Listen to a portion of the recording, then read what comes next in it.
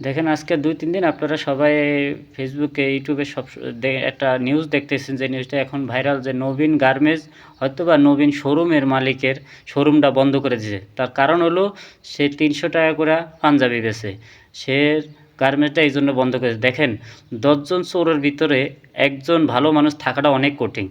সে তো বলছে যে আমার প্রতি পিস শার্টে 260 টাকা পড়ে, তাহলে আমি 300 টাকা তো বেচতে পারি, 10 টাকা আমার প্যাকেট, তারপরেও 50 টাকা লাভ থাকে।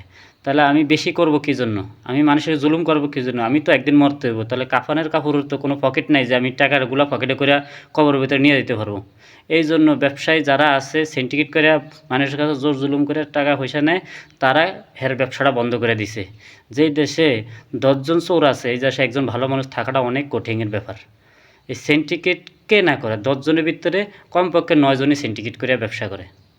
তাই আপনারা ভালো থাকবেন, নবীন গার্মেন্টসের মালিকের সহযোগিতা করবেন।